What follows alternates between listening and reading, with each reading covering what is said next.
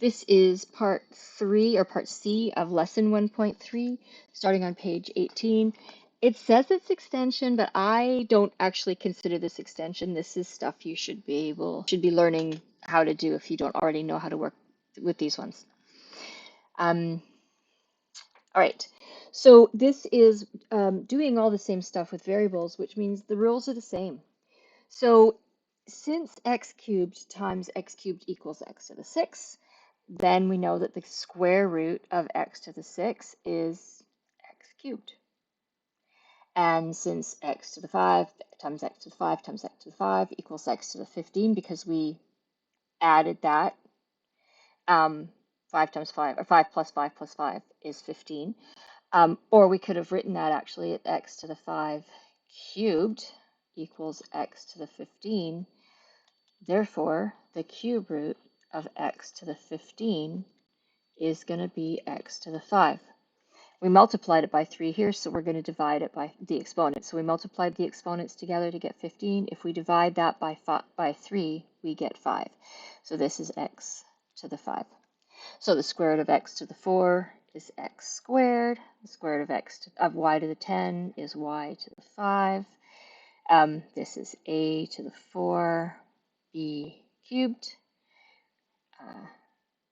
X to the 8, because we're going to go 24 divided by 3. 6 divided by 3 is 2, so this is y squared.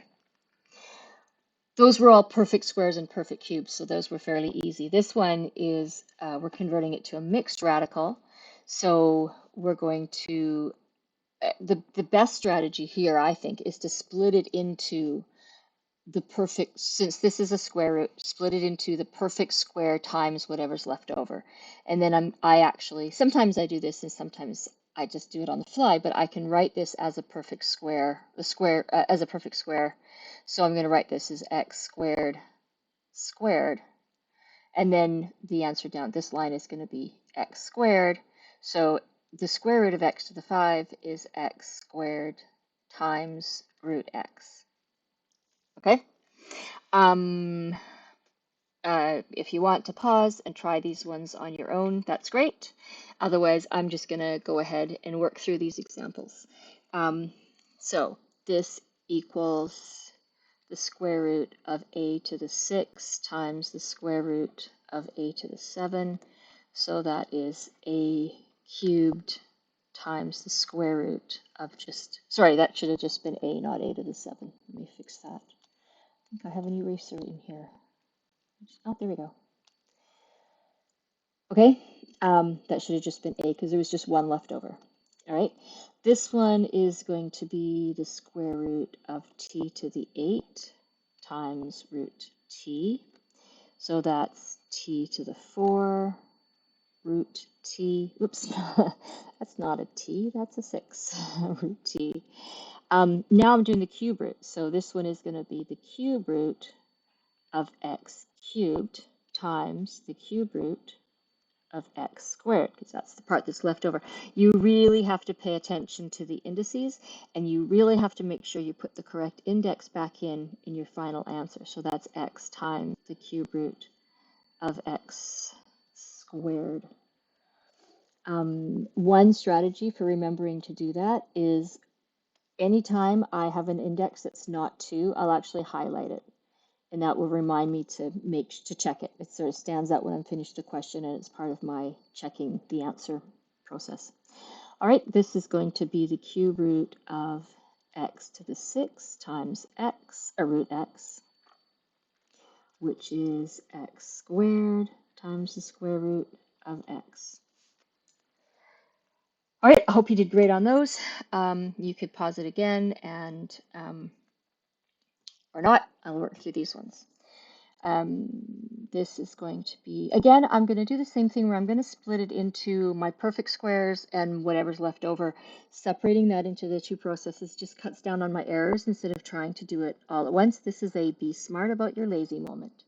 So this is going to be the square root of x to the 6, y to the 4 times the square root of y, because that's all that's left over. If I multiply these two together, I get this. So this is going to be x cubed y squared times the square root of y.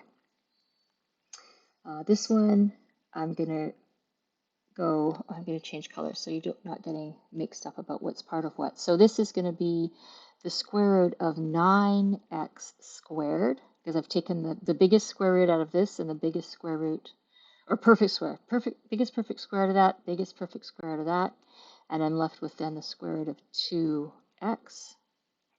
So this is going to be 3x times the square root of 2x.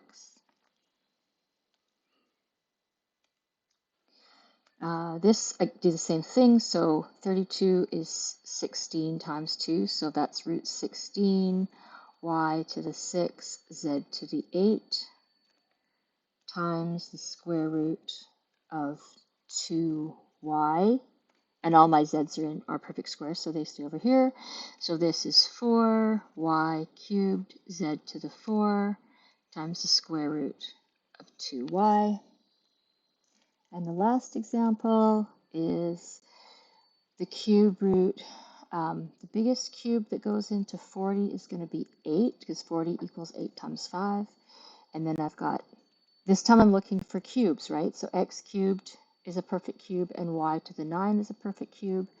And then I have 5x, and I don't have any y's left. And then I'm going to take the cube root of this perfect cube, which is going to be 2xy cubed times the cube root.